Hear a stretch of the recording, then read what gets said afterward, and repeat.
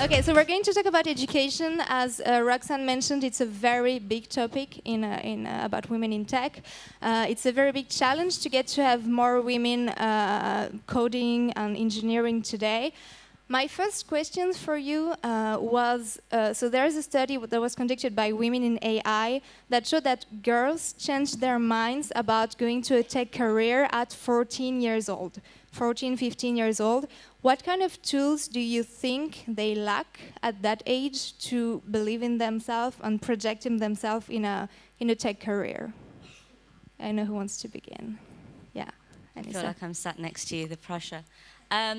I think that question needs flipping, really. It's not the tools that they're lacking, but the tools that maybe they're not given, or the influence of the environment that they're in, as opposed to making it about them, making it about the external situation. So there's lots of answers to this. It's not an easy one, and it's also very nuanced if you look at different sections of women, whether it's immigrant children, whether it's women of color, whether we're looking at Europe. But just to answer that question on a very top level, one of the things is popular culture and the role models that they have in it. So who's on television, who are in the books that we're reading, what are they seeing as aspirational?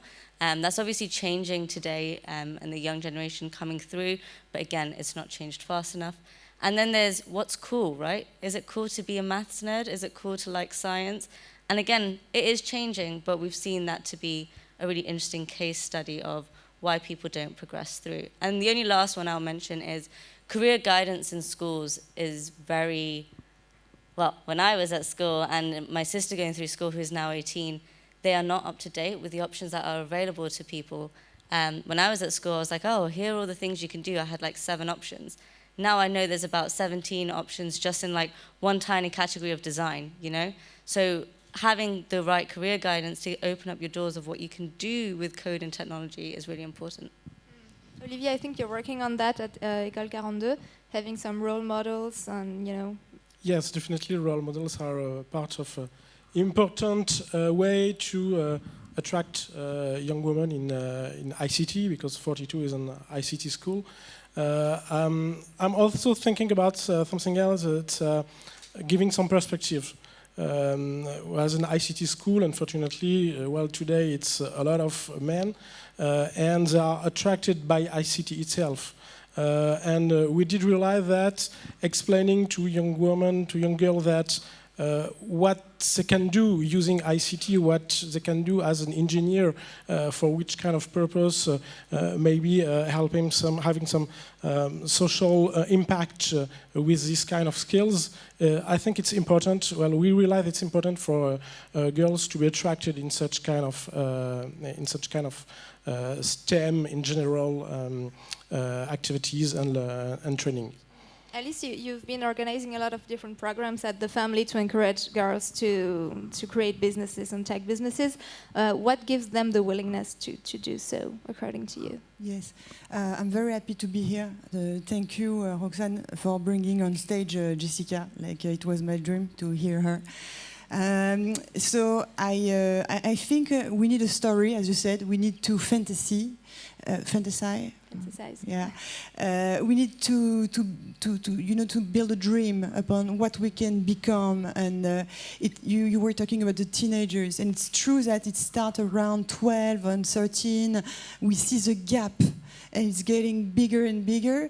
And why? Because concretely, we don't see a lot of women geeking, playing games, building the computer. So we need to see concrete things, like what could we do out of it? And we need to stop talking and start acting. And we could all start here. There are some coders in the room.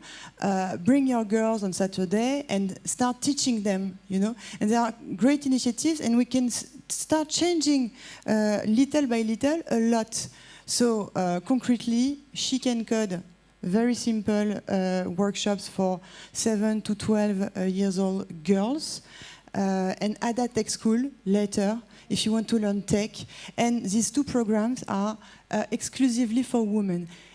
And I think that it's important to dedicate program for women. I know that philosophically speaking, it can be a little bit problematic, but like Schumpeter used, the protectionisme éducateur. It's just during a certain period of time. It's not permanent, but I think we need to, rebalance the fact that it's a men's world, and we need first to feel safe and to rebalance, and then maybe later I hope we will have a half-half. But having dedicated program for women is, I think, what is the most important. And you can do it, we can do it, anyone can do it actually. We need to theorize this Schumpeterian education point. So Alice, you launched a program also at Entrepreneur First. Can you tell us a little more about it? Was it only for women, or did you invite also men? My day job is running Entrepreneur First, but one of the things that we found was we were getting very few applications from women.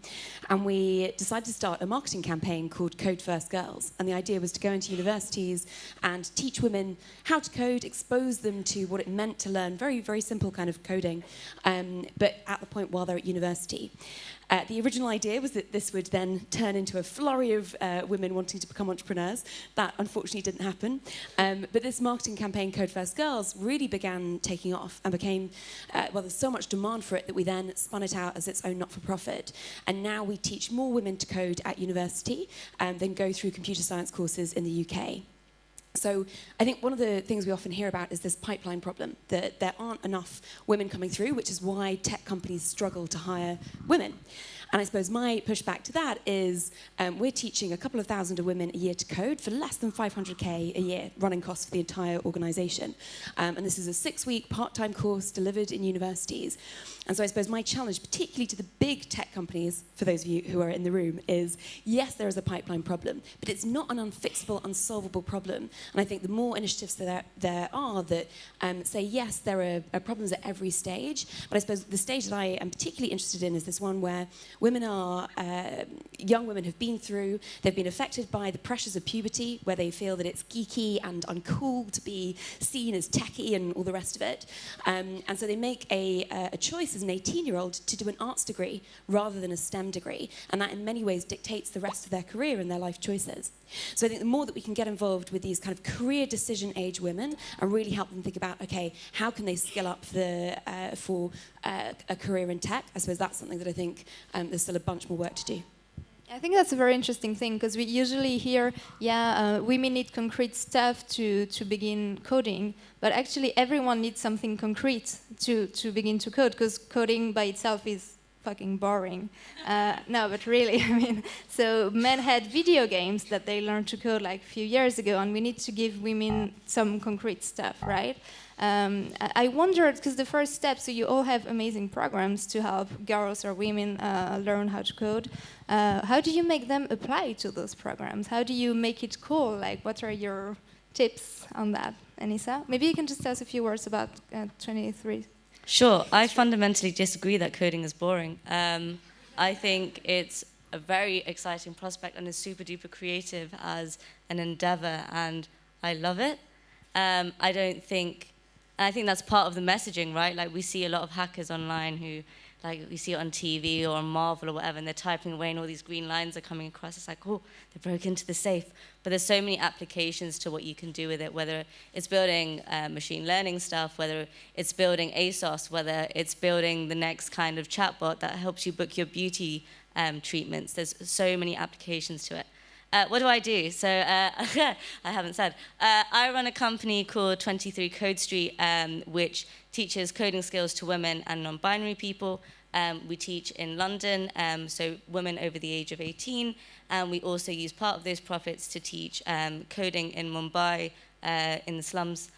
So we teach women there first within digital skills, and then build it up into coding, and then take them into organizations for kind of mostly, I guess, data entry level roles, with the goal that in the next few years that changes and they build up. One of the really interesting things for me that I find fascinating is that developers who have previous life experience, whether they come from industry, whether they're parents, whether they've gone through a PhD, are really exciting developers because they then have an application for it. So maybe that's what you mean by concrete. So I think it's a myth that you need to start coding when you're really young. I don't know what the question was, but I'm just going to go off. Was how do you make them apply to your program? But sure. It was interesting. I don't know. How do we make them apply to our program? So we look at people who want to either build their own company. We look at people who want to upskill in their current jobs. So maybe they're designers and they've realized that technical skills is the next level up. Maybe they've realized they want to have a change of career and want to become developers. What makes us different and why we have a women-only space in answer to the conversation Jessica was having and the conversation, I'm so sorry, the lady from Tech Alliance was having, I can't remember your name, I apologize. Where is she? Somewhere. I think for us, the thing that makes it different is that having an inclusive, safe space allows you to learn without the fear and without this idea of not being able to ask stupid questions. In the same way Code First Girls does that, and which is why everyone really loves and supports that. And then you go out into the wide world and go, I have these skills, I don't need to listen to your bullshit. And that's where you become that person to take things forward.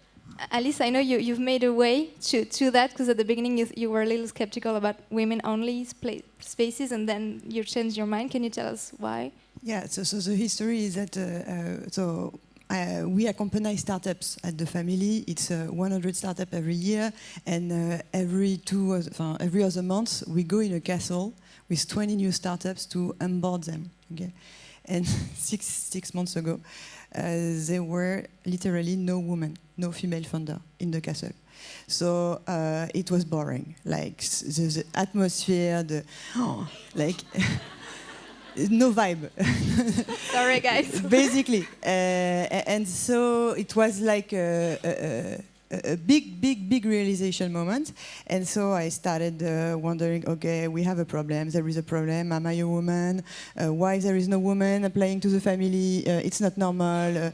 I don't get it. So I started just asking to female founders, female investors in France, but also in Europe. And no one was really giving me an answer until this journalist, a sociologist in London. And she told me, Alice, the family is too ambitious. It's written everywhere. Ambition, ambition, ambition, ambition. Yes, but what? Are you telling me that women are less ambitious? Like, seriously?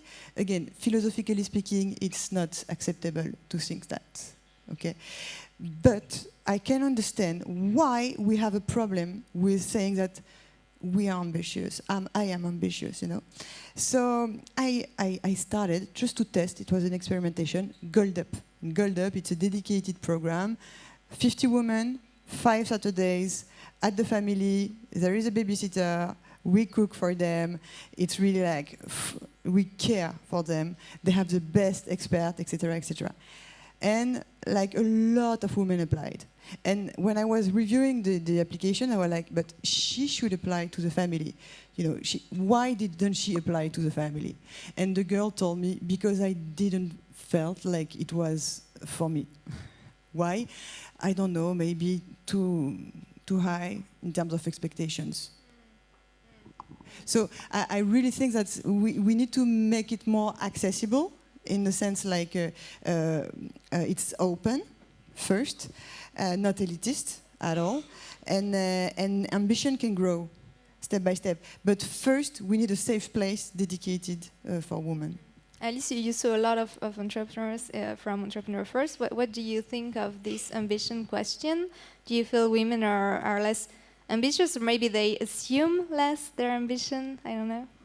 It's a great and tricky question. So at Entrepreneur First, we're a talent investor, which means we invest in individuals. So you don't need to have a team, you don't need to have an idea. We're basically just investing in your potential. And for a long time, one of the things that we looked for was ambition.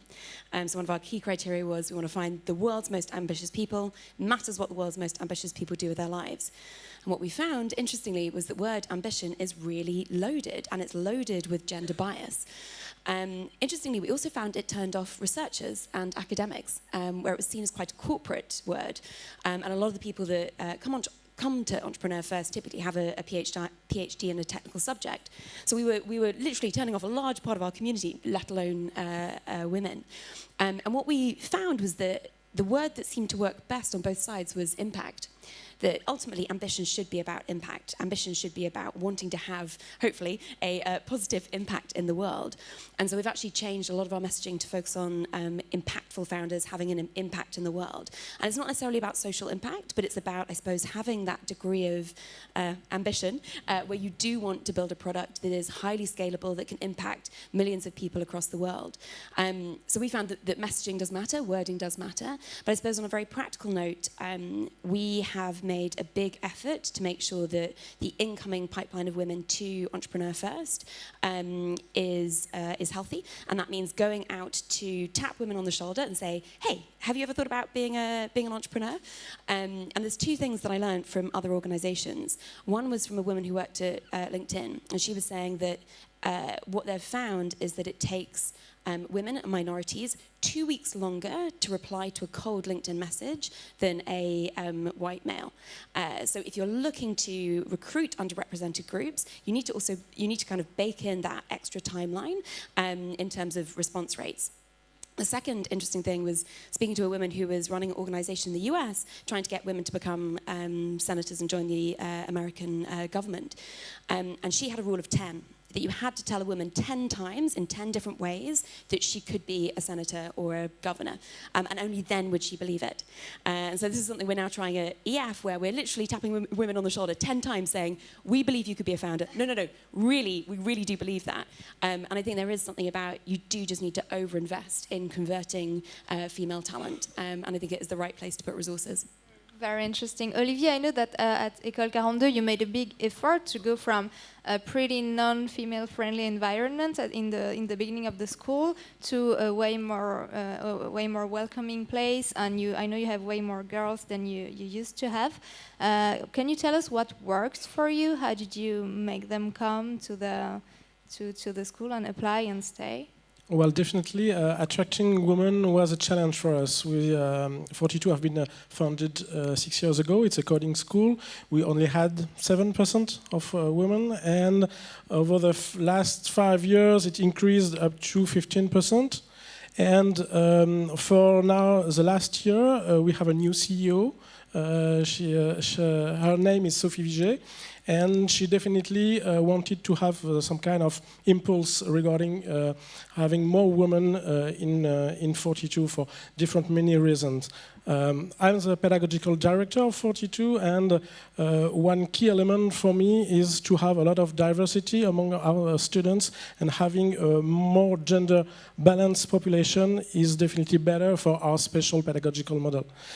So to attract women, I would say we have on one side, the classic way to attract women, we are doing a lot of conferences, forums, internal communication, trying to explain to our own students that having more female in tech is really better for everyone, to have different diversity of code, different kind of innovation. It's also interesting to spread out through our own students the word that women are welcome in tech.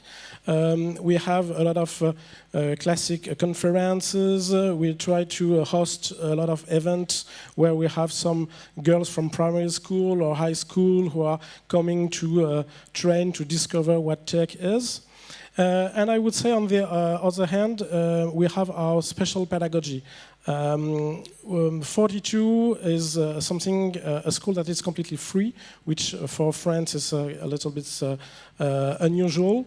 And it's also a school with no degree requirement. Anyone can apply. So if you are someone who did drop out of school, if you are someone with a difficult social background, if you are someone, I would say, different, 42 welcomes you, and by some way, maybe it can tell some girls who think that no, IT is not for me, hey, maybe in this school there is something special happening, maybe I can try something there. And also, when we are doing some communication to attract our new applicants, we are not telling them, hey, if you want to have an IT job, an IT career, just come and apply to 42. No, we usually use something much a wider speech. We just tell, hey, just try our selection process. You will have some online tests. Maybe you will be admitted at the end of this online test to go to the second part of the selection process. Just try it. We don't care. We are just looking for IT talent. Maybe you already know that you have some IT talent. Maybe you don't know it yet. So just try the selection process, and at some point you will realize, hey, it's not for me, or hey, maybe it's for me. And hopefully, we think that it's also a way to attract more women in coding schools. So lower the pressure and make women believe in themselves, right? On the pedagogical strategy, I wondered, is it different to teach to women than it is to teach to men? Did you have specific things you feel like in the process you need to change? So there's a really interesting event in London run by this lady called Jenny Brennan, who has worked for Code First Girls, worked for me, worked for Entrepreneur First. She's just everywhere. Called Coders Who Teach. And one of the things that they talk about is how do you teach a room of people who can't develop, and what does that mean? And one of the things that we discussed when we went there was actually teaching starts before you even write a line of code. So it is in the way you are approachable. It's in learning people's names. It's in the way the space looks. It's in the way you create your marketing. It's in the way that you tell stories. It's even in the way of the examples you use, like you're not always using Tom, Dick, and Harry. So is it that you are creating a different way of teaching? I don't think that's necessarily true. I think it's creating an inclusive way of teaching, which should in theory be taught to all genders. And at the moment, the people who seem to be doing it right are the people who are teaching only women. So that would be my answer to that. I don't know if it's completely there. I suppose just to add to that, one of the things that we've seen with Code First Girls is we did actually talk about whether it should be Code First Girls or whether it should just be Code First, and whether we should open this up more generally. And one of the really strong pieces of feedback from the women who'd been through the programme was, we love that we can ask questions without feeling stupid. And there was this real kind of feeling from the community of it's really important that it is all women learning together, often with a male instructor, because our instructors are volunteer computer science PhDs or master's students. But they really, really wanted to keep that element of being able to ask questions that maybe you would have sat on otherwise, that would have reduced your level of understanding. And I think having that kind of collaborative way of working, maybe that's particularly female, but it was one of the big reasons that we wanted to keep it just focused on women. Okay. I feel like it. I feel like they need no bullshit. Really less theoretical conferences with one dude on stage explaining everything. They need to have workshops, to go into actions, to get their hand dirty, and to be able to collaborate together and to ask tons of questions. And I was just looking at the Slack, the internal Slack that we have for GoldUp. So it's only 50 women each season.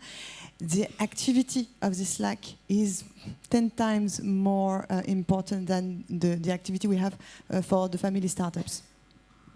It's insane, right? How many startups do you have in the family? Like, it's way more. No, than I mean, proportionally, it's 600 startups. So it's more than 1,000 people. What about School 42? Do you feel in 42 already we have no teacher, actually, no lecturer, so... but you have a pedagogical strategy that's pretty original. Well, we have a strong gamification of the curriculum. Everyone is facing the same challenges. They need to collaborate. So having more diversity, social diversity, gender diversity, cultural diversity is important to have this collective intelligence created among the students. I would say that our gamification did evolve the last year. At first, we had a lot of, for example, military reference, or we had some fighting video games reference inside the curriculum, and we changed a few things over time. For example, now we have what we call coalition in 42. It's just like the houses in Harry Potter. And definitely in this fantasy world, there is a strong gender balance among all the different houses of Harry Potter. So it can stay this gaming approach, but with a world that are more representative to what we try to get to. In the startup world, we talk a lot about conversion. How do we convert those educated women into entrepreneurs, according to you? Alice, you said it wasn't really working for now with your program. It's such a. I mean, it's a problem that we've been trying to really get to grips with for the last 8 years. It's really hard to convert women to become founders, and I think there's so many different bits pulled into that. One of the things is that we're going after technical women, and technical women are just in such high demand that often the women that we're talking to have, 10 times more offers than the men that we're talking to go and, be flown out to Mountain View and live there and all the rest of it, and, just offers, that they can, dream of. So I think one of the things that we find works best is building long-term relationships with women. So you get those kind of 10 touch points where you can begin to build their confidence around being a founder. You can start kind of sharing the reality of what it means to be a founder, so they can start planning for that. And I think one of the things we have found that's sort of held younger women back is younger women seem to have planned their careers out a lot more than younger men, and seem to be more keen to stick to that plan. So, I'll do 2 years here, and then I'll do 2 years here, and then I'll do an MBA, and then I'll do this, and then I'll do this. And they sort of miss the chance to become an entrepreneur because they're so busy gathering all the skills and network and money and all the rest of it they feel they need. And so I suppose we find that by building a relationship, we can sort of break their plans and convince them that actually becoming a founder might be the right thing to do. But I wish there was a golden bullet, and we haven't found it. If anyone has, please do share. Anyone on stage, maybe? How to make them really the go way for to convert entrepreneurship? them, Yeah. I mean, one of the things that I've seen among a community and a group that can be really helpful is you were talking about long-term relationship. Really, it's how to create the trust within the group. Jessica was talking about the strength of the community that has to grow, and that's how they kept that trust all along the way. And there are some rules, some hidden rules that might not be very French. One, the pay it forward. You have to pay it forward and make it like an automatic rule among the girls of the community. What it means to pay it forward, it means that you give before you know how it will come back. It's not about being just cool. It's really, among a community, the karma law will make it like really impactful. So give, make an intro, give a feedback, and really make it happen. Secondly, ask questions. Ask among the community tons of things that you dare not asking because you don't want to disturb. It's wrong. You never disturb. Actually, by asking a question, you're creating a potential bridge between someone and you to create a new relationship. And we're here for that, to create links. So ask questions. Nobody was born confident, self-confident. It's wrong.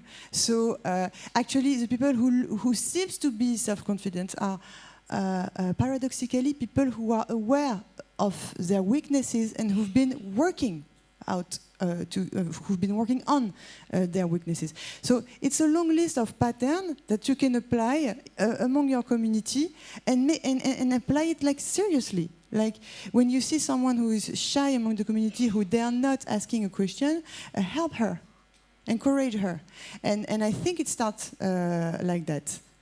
So we're ready. Anisah, what do you think we can do to encourage them? It's a non-answer answer. So I think one of the problems we say is that there's this problem with the pipeline. There's not enough people, yet there's so much junior talent coming out of boot camps, out of universities, et cetera, and the junior market, everyone's saying, is saturated. And I think we have a responsibility as people who have companies, whether as corporates or as scale-ups, to take on this junior talent and train them because they will become some of your most valuable people in the company. And once they've got that experience within a company, remember, especially junior talent, it's called junior not because they're young, but because they're early on in their journey. They probably have tons of experience from another industry. That's what makes them valuable. So for example, we talk to, should I name them? No, I won't. A company who takes on some of our graduates, and they say they do 50% of the thing that they're good at. So say they do HR, and they do 50% dev work. And then it goes up and down. So then they do 40%, I'm doing the maths wrong, HR, 60%, blah, blah, blah. I'm really glad I didn't have to do more maths there. But the other really interesting part of that is once they do have the experience and they see that they've been working with the founder of a scale-up, it will inspire them to see those role models to go off and then spin their own thing. And that's what I hope to see. So it's not exactly an answer in terms of a practical thing that has been proven to work, but that is the hope that that will encourage more people into entrepreneurship and maybe even into co-foundership of people who are already building companies looking for talent. At 42, you have programs for entrepreneurship. How do you encourage women to go there? It's a little bit complicated. We just try to have a very classic approach for everyone. I think that's not specifically on regarding entrepreneurship. We try all along the curriculum to have a natural environment, to have a facility and building that is designed for both men and women with no kind of distinction, to have a staff that is well trained to address any kind of harassment, any kind of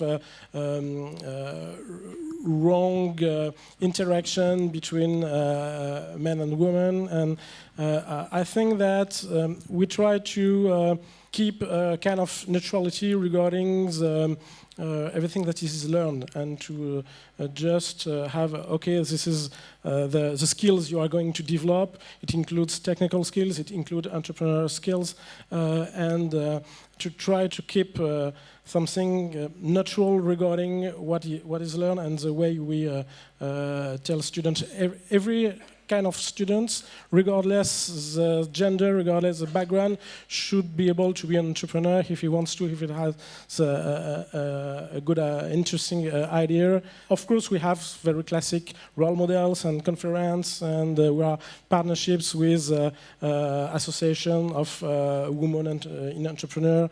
I think it's part of the global horizon we try to give to all of our students, and to encourage all of them to create their own company. All right, that will be it for today. Thank you so much for being on stage with us today.